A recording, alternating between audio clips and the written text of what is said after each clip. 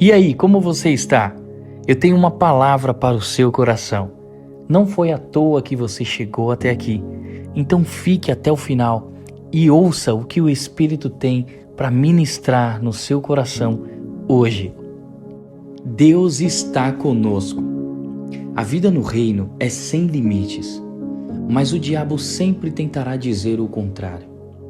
Ele tentará convencê-lo de que Deus não está realmente com você, que você é limitado. Talvez você tenha vindo de uma família disfuncional. Você está crescendo espiritualmente, mas sempre há uma voz irritante que lhe diz que Deus não vai lhe usar porque sua família era uma bagunça e você vai ser do mesmo jeito. Isso é uma mentira do inimigo. Deus conserta toda disfunção. Ele é o melhor remédio. Pense em José e sua família. O nome do pai de José era Jacó, o que significa trapaceiro, o qual havia mentido e trapaceado, e todo mundo sabia. Além disso, José tinha irmãos que tentaram matá-lo porque ele usava um casaco diferente. Ele foi jogado em um buraco, falsamente acusado pela mulher de Potifar, esquecido por seus amigos, ignorado e abusado. Mas, apesar de tudo isso, José teve um relacionamento com Deus e cresceu espiritualmente mesmo assim.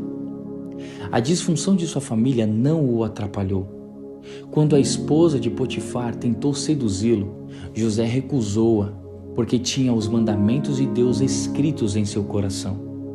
Note que Deus continuou a abençoar José enquanto ele continuava a crescer espiritualmente.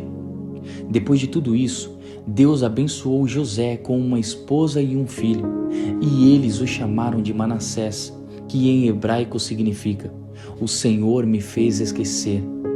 Em vez de dar ao filho um nome que refletia o tormento de seu passado, José escolheu dar ao filho um nome que representava a vitória. José aprendeu que não é o que as pessoas fizeram com você e nem o que você fez que importa, mas o que você fará com isso que é importante para Deus. Davi teve algumas disfunções em sua família também. Ele escreveu: sei que sou pecador desde que nasci, sim, desde que me concebeu minha mãe. Por causa desse versículo, alguns comentaristas da Bíblia acreditam que Davi era um filho ilegítimo e alegam que essa foi a razão pela qual Davi ficou de fora quando Samuel pediu para ver todos os filhos de Jessé, o qual só trouxe 7 dos 8, deixando Davi para trás. Mas independentemente do seu passado, Davi continuou a buscar o Senhor, desejando conhecê-lo e agradá-lo.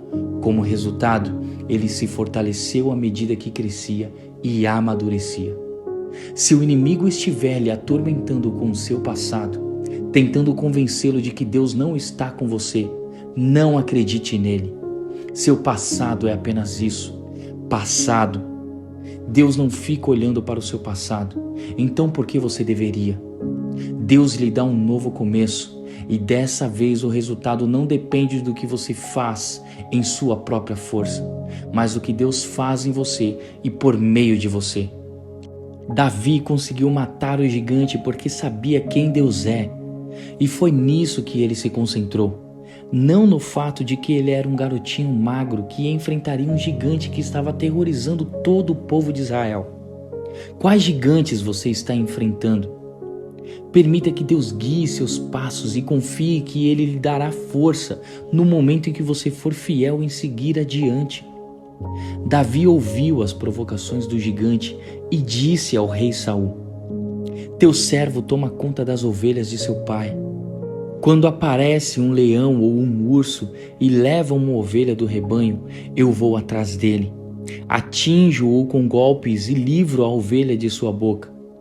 Quando se vira contra mim, eu o pego pela juba, atinjo-o com golpes até matá-lo. Teu servo é capaz de matar tanto um leão quanto um urso. Esse filisteu incircunciso será como um deles, pois desafiou os exércitos do Deus vivo. O Senhor que me livrou das garras do leão e das garras do urso, me livrará das mãos desse filisteu. Diante disso, Saul disse a Davi: vá, e que o Senhor esteja com você. 1 Samuel 17, 34 ao 37. Davi estava plenamente consciente de que Deus o havia capacitado para proteger seu rebanho e resgatar a ovelha do predador. Ele sabia que não ia ser diferente com aquele gigante ridículo. O exército israelita estava vendo ameaças do gigante a partir da sua própria força e poder, e Davi a partir do poder do Deus onipotente. Na nossa fraqueza, Ele é sempre forte. Deus não precisa da sua força. Ele quer que você dependa dele. Golias era maior que Davi, mas se Deus em você é maior que o mal ao seu redor, não importa quão grande seja a circunstância, você vai vencer. Deus está com você e Ele quer levá-lo a um novo nível, mas você deve estar faminto e buscar a maturidade espiritual.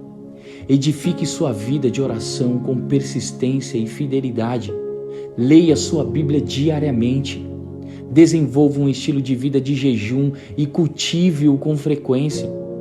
Cresça em conhecimento e amor e busque o seu reino até que você esteja maduro em Cristo. Frequentemente, ouvi palavras de Jesus serem tiradas do contexto quando ele perguntou: contudo, quando o Filho do Homem vier, encontrará fé na terra?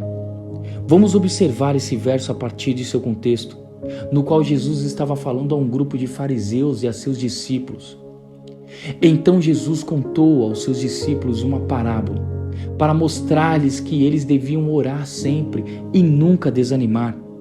Ele disse: em certa cidade havia um juiz que não temia a Deus, nem se importava com os homens. E havia naquela cidade uma viúva que se dirigia continuamente a ele, suplicando-lhe: faze-me justiça com o meu adversário. Por algum tempo ele se recusou, mas finalmente disse a si mesmo: embora eu não tema a Deus e nem me importe com os homens, esta viúva está me aborrecendo. Vou fazer-lhe por justiça, para que ela não venha me importunar. E o Senhor continuou: ouçam o que diz o juiz injusto. Acaso Deus não fará justiça aos seus escolhidos, que clamam a Ele dia e noite?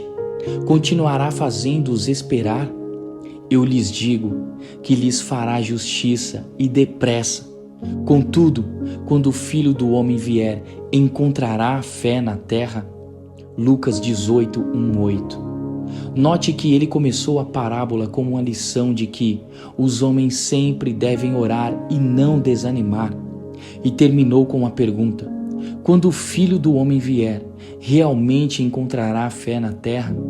E Jesus nos pergunta hoje: quando o Filho do Homem vier, encontrará fé que persiste diante a aparente negação e demora? Quando todo mundo disser que acabou, que Deus lhe deixou, você escolherá acreditar que Deus ainda está com você? Quando o inimigo tenta convencê-lo de que está tudo acabado para seus filhos, que eles nunca vão se endireitar, sabe reconhecer que essa não é a voz de Deus? Acredito que sim. Acredito que você vai alcançar e se apossar das verdades de Deus. Creio que você vai se posicionar e declarar: Deus está comigo, sobre o seu futuro, sua família, sua igreja e sobre todas as áreas da sua vida, inclusive suas finanças. Não importa que crise você esteja enfrentando agora, você não conseguirá vencer se confiar no espírito do mundo, mas alcançará a vitória em Deus, porque Ele está com você. Eu estarei sempre com vocês até o fim dos tempos. Mateus 28, 20. Creia nessa palavra. Deus é contigo. Deus abençoe. Que tudo flua na sua vida. Inscreva-se nesse canal e ative as notificações para você não perder nenhum conteúdo. Comente o seu pedido de oração. Nós vamos orar por você. Curta e compartilhe para que mais vidas sejam alcançadas.